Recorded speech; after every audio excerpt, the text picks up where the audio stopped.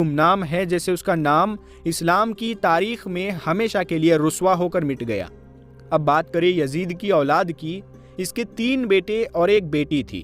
ان میں سب سے بڑا بیٹا تھا معاویہ دوم، جسے یزید کے بعد خلیفہ بنایا گیا تھا۔ لیکن معاویہ دوسرے نے خود اپنی تقریر میں یہ بات کہی کہ میں نہ تو اپنے باپ کی طرح ظالم بن سکتا ہوں اور نہ ہی اپنے دادا کی طرح چالاک۔ اس نے خود ہی حکومت کرنے سے انکار کر دیا اور اس کے چند دنوں بعد اسے زہر دے دیا گیا۔ اب چونکہ معاویہ دوسرے کے نہ کوئی تو اولاد تھی نہ بھائی اس وقت لائق تھے، تو حکومت بنو امیہ کی سفیانی شاخ سے نکل کر چلی گئی مروانی شاخ کے پاس، اور پھر حضرت امیر معاویہ کا چچیرا بھائی مروان ابن حکم سلطنت کا نیا حاکم بنا، اور پھر اگلے دور کے تمام اموی حکمران مروان ابن حکم کی نسل سے ہوئے، جنہوں نے مدینہ، قدس، اسپین اور خراسان تک حکومت کی۔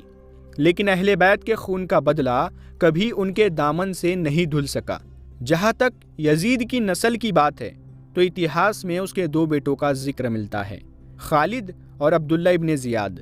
دوستو، سوشل میڈیا پر ایک ویڈیو حال ہی میں وائرل ہوئی تھی جس میں جدہ میں ایک سڑک کا بورڈ دکھایا گیا جس کا نام تھا یزید ابن معاویہ لین۔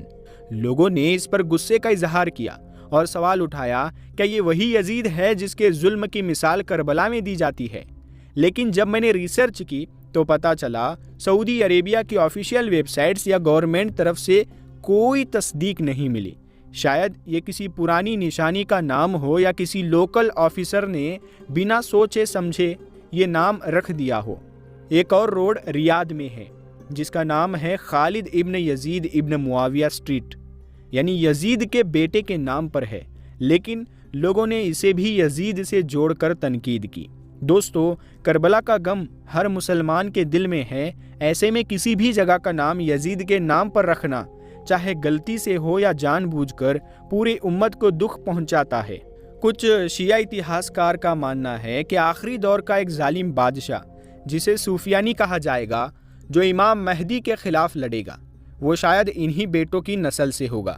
یزید کی اکلوتی بیٹی عتیقہ تھی جس کی شادی امید خلیفہ عبد الملک بن مروان سے ہوئی۔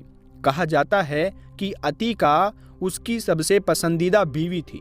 اب اگر بات کریں موجودہ دور کی تو جب 750 عیسوی میں عباسی انقلاب آیا تو بنو امیہ کے سفیانی اور مروانی دونوں شاخوں کے کئی شہزادوں کو سرے عام قتل کر دیا گیا، مگر اس قتل عام کے باوجود کئی اموی شہزادے شام، مصر اور اندلس یعنی اسپین جیسے علاقوں میں بھاگ نکلے اور وہاں کے لوکل قبیلوں میں شامل ہو گئے۔ آج بھی مانا جاتا ہے کہ یزید کے بیٹوں خالد اور عبداللہ کی نسل سے شام میں کچھ قبیلوں کی موجودگی ہے۔ یہ لوگ اب پوری طرح مقامی آبادی میں گھل مل چکے ہیں۔ اگر مروانی شاخ کی بات کریں تو امید خلیفہ مروان دوسرے کی نسل دنیا کے کئی حصوں میں پائی جاتی ہے۔ کچھ قبائل سوڈان میں خود کو مروان کی اولاد بتاتے ہیں، کچھ اسپین میں موجود ہے جہاں معاویہ ابن ہشام کی نسل کے لوگ رہ گئے تھے، کچھ شمالی افریقہ یعنی اتری افریقہ میں بھی خود کو مروان بن حکم کی نسل سے مانتے ہیں، اور یہاں تک کہ بھارت کے تمل ناڈو میں کونا خاندان کے کچھ لوگ بھی یہ دعویٰ کرتے ہیں وہ مروان کی اولاد سے ہے۔ حالانکہ یہ سارے دعوے اتہاس میں درج تو ہے